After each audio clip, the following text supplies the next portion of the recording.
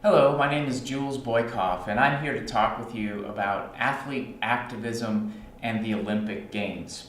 This talk is on behalf of the True Athlete Project, which is harnessing the power of sport to transform the world, one true athlete at a time. Let's start off with the idea that we hear all the time that politics and sports shouldn't mix. This notion is often hitched to the argument that athletes should just shut up and play. The message is that athletes are just here to entertain us and not to make us think. In reality, the idea that the Olympics and politics shouldn't mix is a myth, and it's one that has long been pushed actively by higher-ups from the International Olympic Committee, or the IOC, the group of about 100 or so people who decide which city will host the Games and who oversees the Olympics in general. So, for example, when former IOC President Jacques Rogge was asked about the death of Osama bin Laden, Rogge replied, "What happened to Mr. bin Laden is a political issue on which I do not wish to comment." Throughout his 12 years as the head of the International Olympic Committee, this is the sort of thing that Jacques Rogge consistently did, insisting that the Olympic Games could and should sidestep politics. And every president before that and since that at the International Olympic Committee has done the same. But the truth is that the Olympics are political through and through.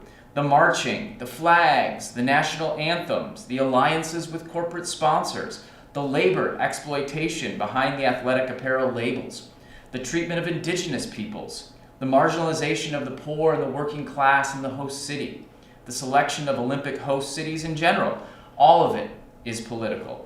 In fact, Baron Pierre de Coubertin, the French aristocrat who revived the modern Olympics in the 1890s, built the Games on a bedrock of political contradiction. While he publicly rejected injecting politics in the Olympics, behind the scenes he mobilized political power brokers to help establish and nurture the Olympic Games. So from the start, the IOC, or International Olympic Committee, marinated in politics. The Baron started the Olympic Games in part as a response to France's defeat in the Franco-Prussian War of 1870 and 1871. He began to believe that sport programs offered the means to reinvigorate the French nation after this humiliation on the battlefield. Sport, as he put it, was a marvelous instrument for virilization and an indirect preparation for war. So from the beginning, the Olympics were about peace, but they were also about war. They were about international cooperation, but also about bellicose nationalism. Decades later, IOC President Avery Brundage advanced his own brand of have-it-both-ways anti-politics. Brundage was a U.S. business tycoon who ran the International Olympic Committee from 1952 to 1972. He asserted, "We actively combat the introduction of politics into the Olympic movement and are adamant against the use of the Olympic Games as a tool or as a weapon by any organization." Brundage pushed this narrative even as South Africa's apartheid system led the IOC to withdraw the country's invitation to the 1964 Games in Tokyo, and ultimately to expel South Africa from the Olympic movement in 1970, only to reinstate it all the way in 1992. The IOC has also inserted itself into matters of war and peace by hosting meetings between the National Olympic Committees from Israel and Palestine, for example. In the 1990s, the IOC began working with the United Nations to institute an Olympic truce before each staging of the Games, whereby countries agree to cease hostilities for the duration of the Olympic competition. This intervention into geopolitics, though unanimously supported, is routinely ignored, as when Russia invaded Crimea in the immediate wake of hosting the 2014 Winter Olympics in Sochi. Ahead of the Pyeongchang 2018 Winter Games, the IOC took action to bring together North Korea and South Korea to participate under a unification flag. In short, the Olympics are absolutely political. In fact, the truth is that the people who insist that the Olympics and politics don't mix are typically those who are benefiting from it. They're milking the Olympic money cow with both hands, and they don't want the money milk to stop flowing. The International Olympic Committee itself has about $1 billion in its coffers in reserves, and the corporate sponsors of the Olympic Games are doing just fine as well. Now, from the early days of the Olympics, athletes have stood up and embraced politics in various ways. In fact, at the 1906 Olympics in Athens, Irish athlete Peter O'Connor made a major political stand when accepting a silver medal for the long jump. Now, O'Connor was a working class athlete from Waterford and a proud Irish nationalist. However, the 1906 Olympics in Athens were the first where the International Olympic Committee demanded that each athlete belong to a National Olympic Committee.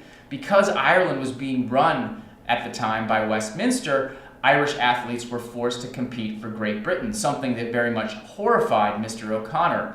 He wrote a petition to the International Olympic Committee and asked to have special ability to participate for Ireland, and he was denied.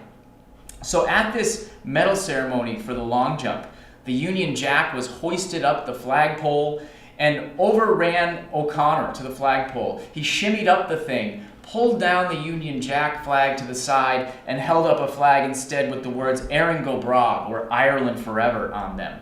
At the base of the flag stood his friend Con Leahy, guarding so that the Greek police could not stop this political action. I interviewed O'Connor's great-grandson, Mark Quinn, who told me events dictated that he become political. To not become political would be to submit to British authority. Then there's the Women's Olympics, an alternative to the Olympics that ran in the 1920s and 1930s.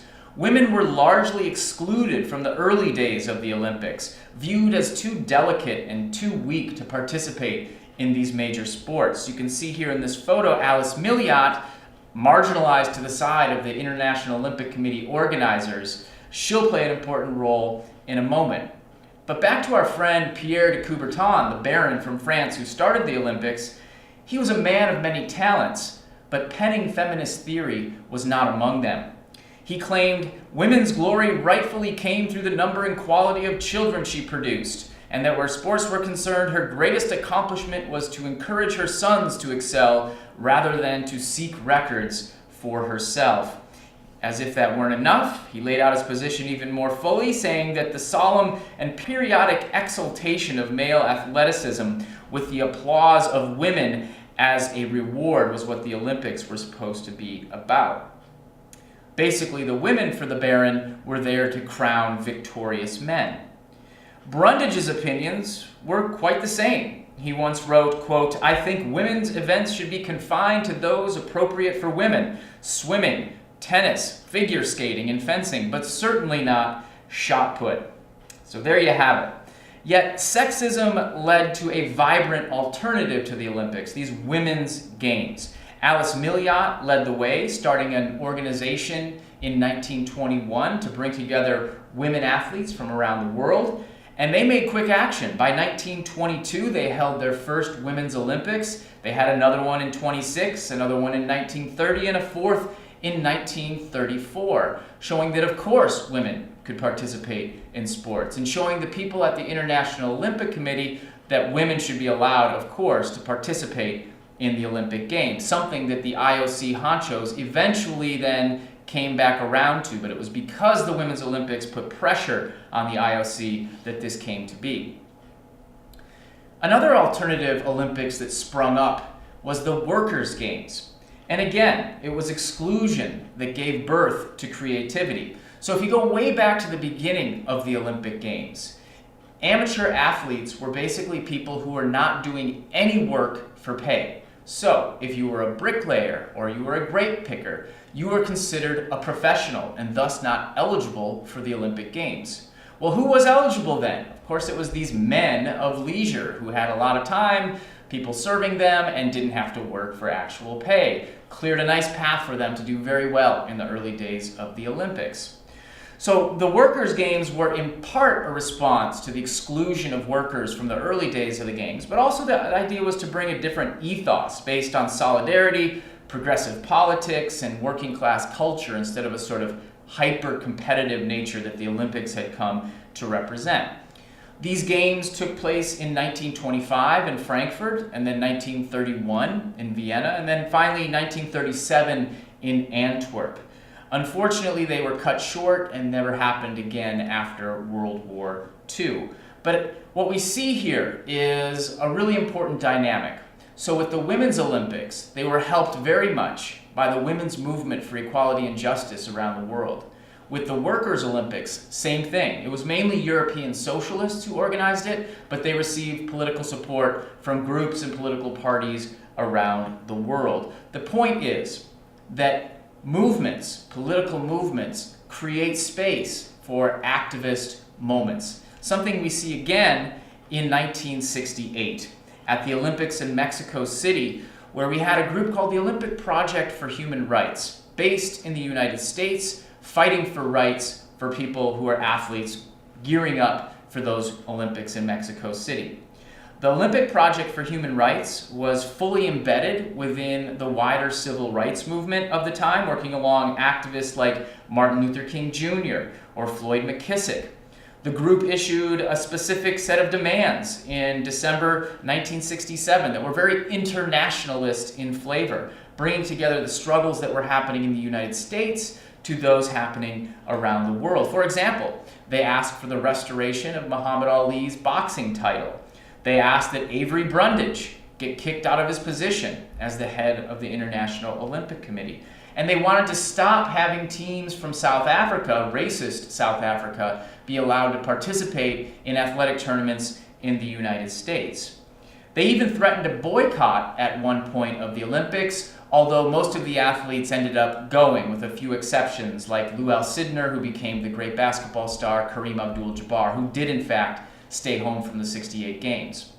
But who went there, who was part of the Olympic Project for Human Rights, was John Carlos and Tommie Smith, who famously stood on the medal stand after winning in the 200-meter dash and thrust their black glove fists into the Mexico City sky, while Peter Norman, the sprinter from Australia, stood astride them in solidarity, wearing an Olympic Project for Human Rights button.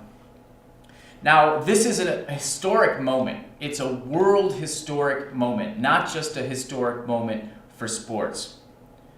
The Olympic Project for Human Rights caught a lot of flack at the time, and so did Carlos and Smith when they came back to the United States, where they were basically ostracized. They found it difficult to get work. They received terrible coverage in the US press, and of course they were actually kicked out of the Olympic Village after they took action there on the medal stand. When they got back to the US, the New York Times' Arthur Daly went after them, saying all sorts of negative things about them. Brent Musburger, who was writing for the Chicago American at the time, called them, quote, black-skinned stormtroopers, and said that it was, quote, a juvenile gesture by a bunch of athletes who should have known better.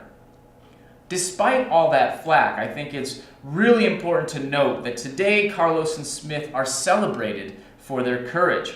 President Barack Obama honored them, for example, at the White House. There's a lesson there, I think. Often athlete activists catch flack in the moment, but are later celebrated in the rearview window of history. There was another athlete at those games who a few days later also engaged in an act of political dissent, and that was Vera Kowalska. So Vera Kowalska was the most success Czech gymnast in the history of the Olympics, and she also took a stand on the medal stand. A couple months before the Mexico City Games began, the Soviet Union led an invasion of Czechoslovakia in order to crush the Prague Spring, the inklings of democracy that were happening there. Kozlovska had signed on to a manifesto in April 1968, ahead of the Olympics, which protested Soviet dominance over Czechoslovakia. 4 months later, the Soviets invaded, and she fled into hiding, where she trained in suboptimal conditions, in very stressful conditions as well. Yet she somehow made it to Mexico City, where she absolutely thrived, winning 4 gold medals and 2 silvers, in the process beating out a few Soviet gymnasts. So on the medal stand, she tilted her head forward during the Russian national anthem as a way of protesting the invasion of her country. And afterwards, she made it very clear that it was a political gesture. She too, like Smith and Carlos, paid the price for her principles. When she returned to Czechoslovakia, she was forbade from traveling. She had to stay in country, couldn't participate in gymnastics internationally.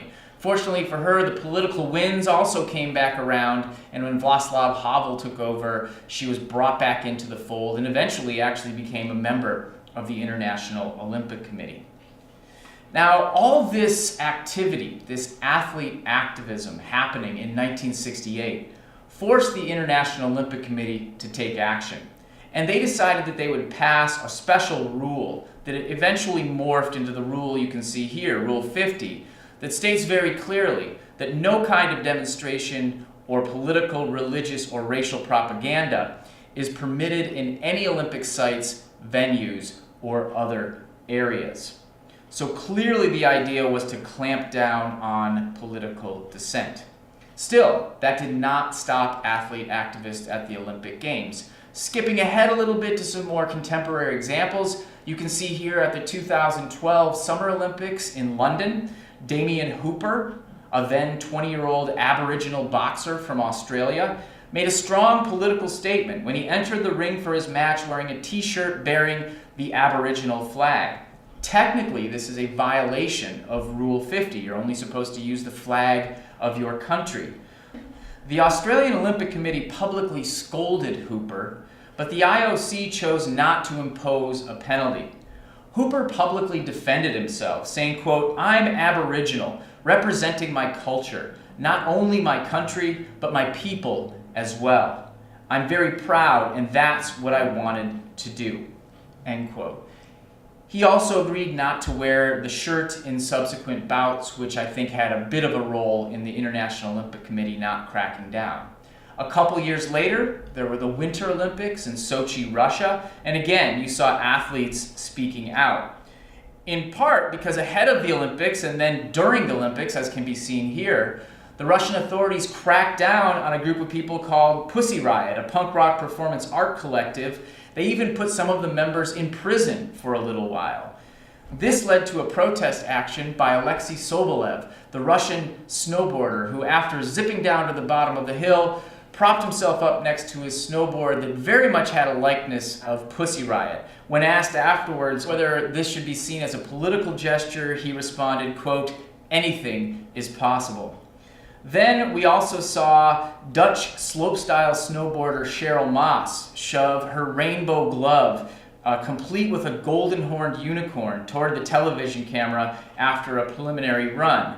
Now, the official Sochi Olympic gloves may have looked gay-friendly, but ahead of the Olympic Games, the Russian government had passed anti-gay legislation targeting LGBTQ people. There were protests around the world, and there was also the threat that this might happen during the Olympics themselves. And Cheryl Maas was the first person to actually speak out publicly and take that action with her mitten during the Olympic Games.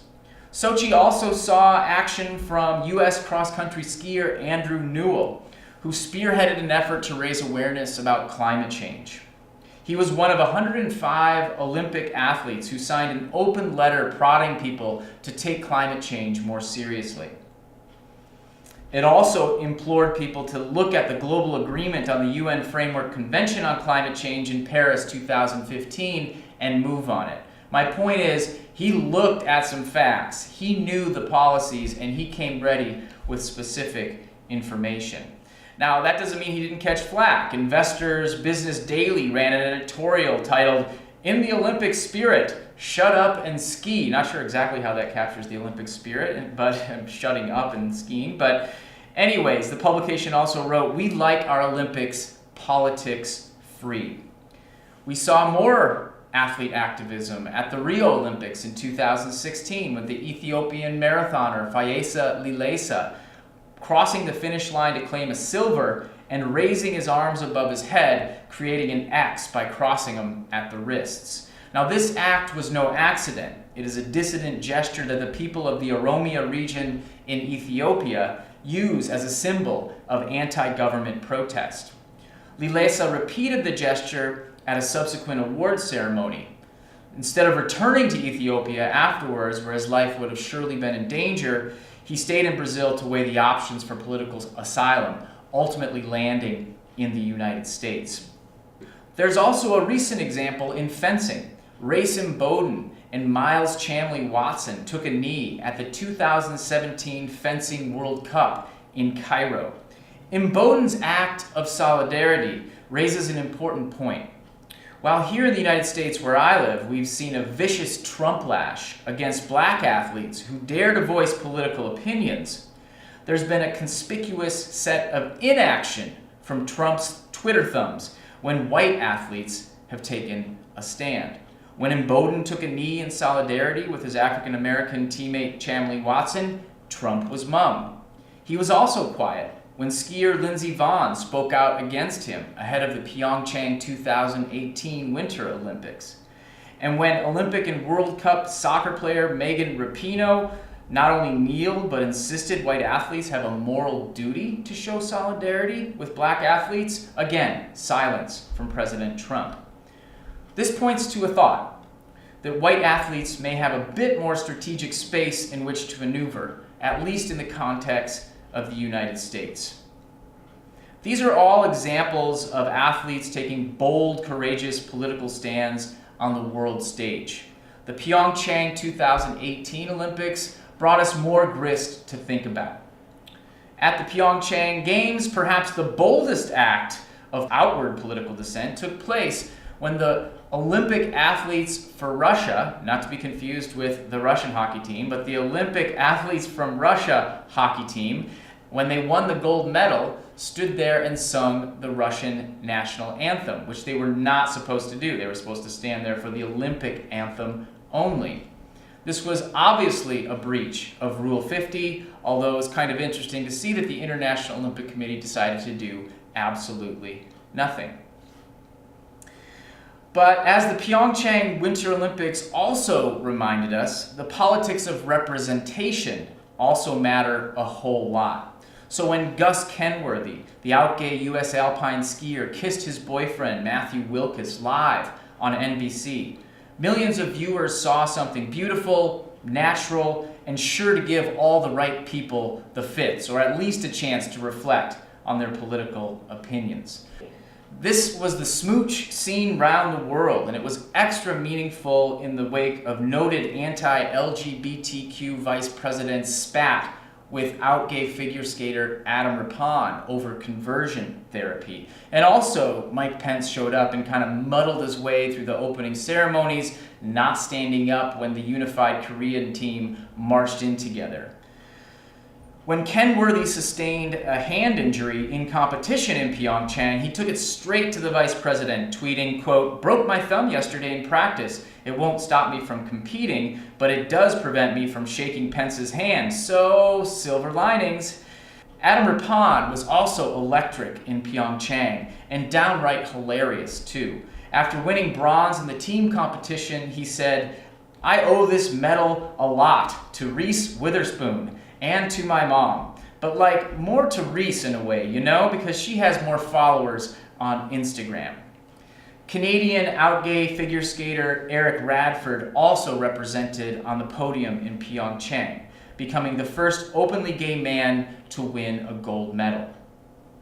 These politically representative moments matter and will go down in the history books as important nicks in the crumbling wall of homophobia. Then there's Alana Myers Taylor, the African-American bobsledder who took silver in Pyeongchang, the third consecutive Winter Olympics where she has medaled. As a one-person whirlwind of recruiting, she has almost single-handedly helped diversify the U.S. bobsledding team, recruiting athletes of color from other sports to come over and try bobsledding. She's been really successful at making the team more inclusive. Meanwhile, up in Canada, First Nations hockey player Bridget Laquette became the first Aboriginal woman to represent Canada in hockey at the Olympics. Her father hails from the Ochichak-Kosippi First Nation in Manitoba, and her mother is from the Cote First Nation in Saskatchewan. We should not underestimate the importance of these athletes, their responsibility as role models, and their bold refutations of homophobia and racism. The point is that you do not necessarily have to carry out an in-your-face act of activism to help push ahead your social justice agenda. To be sure, not all athletes must become athlete activists. Given the time and dedication it takes to be an elite athlete, and the inevitable backlash against anyone brave enough to highlight continuing social inequities, athletes should think very carefully before taking action. One needs to be mentally prepared, not unlike being mentally prepared before athletic competition. I guess I could use myself as an example. Here I am as a 19-year-old representing the US Olympic team in an international tournament in France, and I am scared to think what I might have said if I were asked to speak out on politics of the day. I was 19 years old. I was running up and down the field. I was having a good time. I was not ready. I did not have my facts in order. Another point is that athlete activism that takes a bold stand against injustice is different conceptually from advocacy, where one can back a cause or a nonprofit organization that in a way that is less threatening to the powers that be. If you're interested in either one of these paths, you might start by engaging with a local group or movement that shares your beliefs and values, and then deciding from there whether athlete activism or athlete advocacy is the path for you. Not that it's necessarily an either or. The wider point is that there are many ways to get involved in a positive way in one's community as an athlete. We are living in an auspicious moment for athlete activism. Our current moment is rippling with vibrant movements for social change that offer political cover to athletes who might like to become athlete activists. The recent rise in consciousness among top-flight athletes around the world has carved out relatively safe political space in which to act. Now is a prime opportunity to push for the True Athlete Project's goal to forge a more compassionate society. The athletes I've presented today showed the world it was possible to place the struggle for social justice on the pedestal of sport. When athletes act, the world will be watching. Athletes hold a special place in society, and that special place affords special possibilities and responsibilities. The point is that if you do choose to act, it makes sense to plan ahead, consult with people you trust, and know your history. If you'd like to get in touch, here's my contact information. Thank you very much.